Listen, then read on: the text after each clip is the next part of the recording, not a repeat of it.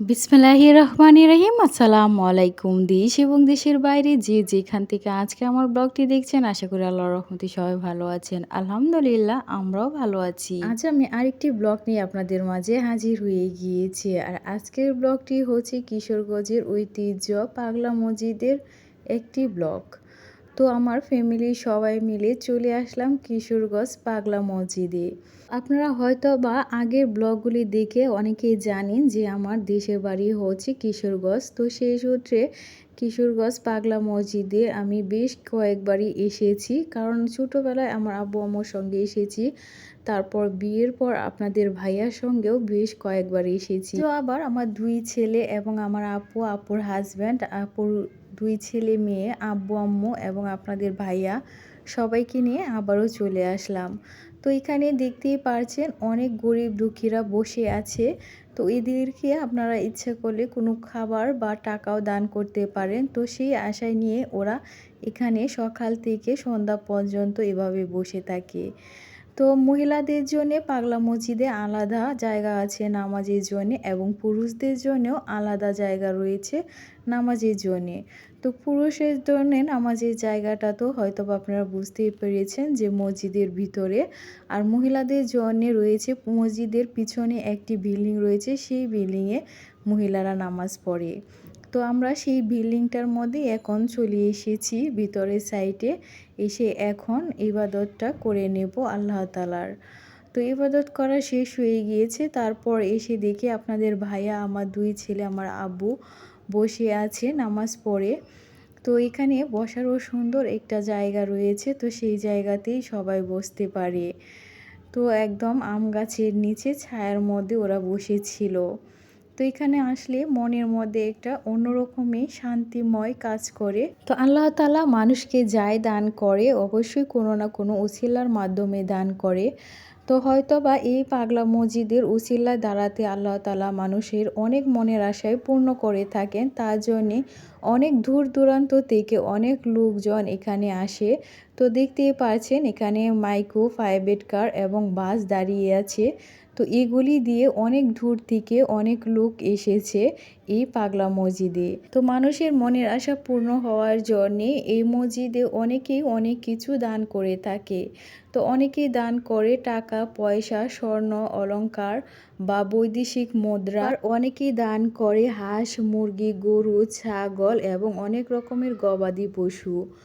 তো সেগুলিকেও বিক্রি করা হয় এবং প্রতি ৩ থেকে ৪ মাস পর পর দান বাক্সগুলি খোলা হয়। তো সেখান থেকে ৮ থেকে ১০ কোটি টাকা পাওয়া যায়। এই টাকা দিয়ে এই পাগলা মসজিদের উন্নয়নের কাজে কিছু টাকা ব্যয় করা হয়, আর কিছু টাকা ব্যয় করা হয় অন্যান্য মসজিদ, মাদ্রাসা এবং এতিমখানাতেও দেওয়া হয় উন্নয়নের কাজের জন্যে। তো এই মসজিদটা দেখতেও মাশাআল্লাহ অনেক সুন্দর, দেখলেও চোখ জুড়িয়ে যায়। এখন আমি চলে এসেছি মসজিদের একদম সামনে। তো সামনে রয়েছে একটি মাঠ, মাঠের পরে রয়েছে রাস্তা। রাস্তার ওই পারে দেখতেই পাচ্ছেন অনেকগুলি দোকান রয়েছে, আর এই দোকানগুলির মধ্যে রয়েছে কোরআন শরীফ, তাসবিহ এবং বিভিন্ন রকমের কিতাবের বই। আপনারা অনেকেই আছেন যারা পাগলা মসজিদে কোরআন শরীফ বা কিতাবের বই দান করতে চান, তারা এখান থেকেই কিনে নিয়ে দান করতে পারেন। আর এই পাগলা মসজিদে যে কোনো ধর্মের লোকে আসতে পারে, তাতে কোনো বাধা নেই। তো তারই একটি প্রমাণ এখন আপনাদেরকে আমি একটু দেখাচ্ছি। তো এখানে দেখতে পারছেন লাল একটি শাড়ি পরানো, হাতে শাঁখা এবং মাথায় সিঁদুর রয়েছে ওই মহিলাও এই মসজিদে প্রবেশ করছেন। তো তার আগে ওনার হাজব্যান্ডও প্রবেশ করেছেন, এখন উনি প্রবেশ করছেন। তো এখানে কোনো লোকেই তাদেরকে বাধা দিচ্ছে না। তো তার জন্যে বলছি যে কোনো ধর্মের লোকে এই পাগলা মসজিদে আসতে পারে। তো আপনাদের মধ্যে কেউ যদি পাগলা মসজিদে আসতে চান, তাহলে অবশ্যই প্রথমে আপনাদেরকে কিশোরগঞ্জ আসতে হবে। আর কিশোরগঞ্জ আসতে যদি আপনারা রেলপথ দিয়ে আসেন, তাহলে অবশ্যই কিশোরগঞ্জ রেল স্টেশনে আসবেন। এসে তারপর ওইখান থেকে শুধু বলবেন কোনো সিএনজি বা রিক্সাওয়ালাকে যে আমি পাগলা মসজিদে যাব, তাহলেই আপনাকে নিয়ে চলে আসবে। আর যদি বাসে আসেন তাহলে বাস স্টেশন থেকে সেম একই কথা বলবেন, তাহলে আপনাদেরকে পাগলা মসজিদে নিয়ে চলে আসবে। তো অনেকক্ষণ ঘুরে আপনাদেরকে পাগলা মসজিদটা দেখানোর চেষ্টা করেছি। এখন আমরা পাগলা মসজিদ থেকে চলে যাচ্ছি কিশোরগঞ্জ গুরুদয়াল কলেজে। তো পাগলা মসজিদ থেকে কিশোরগঞ্জ গুরুদয়াল কলেজটা খুবই কাছে, তো তার জন্যে আমরা ওইখানেও চলে যাচ্ছি। তো আপনারাও যদি আসেন তাহলে পাগলা মসজিদটা ভ্রমণ করে তারপরে আপনারা কিশোরগঞ্জ গুরুদয়াল কলেজটাও ভ্রমণ করে যেতে পারবেন একই সঙ্গে। তো এর মধ্যেই চলে এসেছি গুরুদয়াল কলেজের মাঠের সামনে। তো গুরুদয়াল কলেজের ভিতরে যেতে পারিনি, আপনাদের সাথে সেই ভিডিওটাও শেয়ার করতে পারিনি তার জন্যে। কারণ হচ্ছে আমরা আস্তে আস্তে একটু সন্ধ্যার টাইম হয়ে গিয়েছিল, তো ওই টাইমে গুরুদয়াল কলেজের গেটটা লাগিয়ে দেয়, তো তার জন্যে আর আমরা ভিতরে প্রবেশ করতে পারিনি। তো তার জন্যে চলে এসেছি মাঠে। তো মাঠটাও এত সুন্দর ছিল যে বাচ্চা বা বড়দেরকে নিয়ে ঘোরার মতো একটি জায়গা ছিল।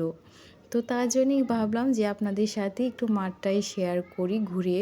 তো অনেকক্ষণ ঘোরার পর তো দেখতে পেলাম যে এখানে অনেক রকমের ফাস্টফুড জাতীয় খাবারের আইটেম রয়েছে এবং ঠান্ডা জাতীয় খাবারও অনেক কিছু রয়েছে। তো আপনারা ইচ্ছে করলে বসে এখানে খেতে পারেন, সেই ব্যবস্থাও রয়েছে।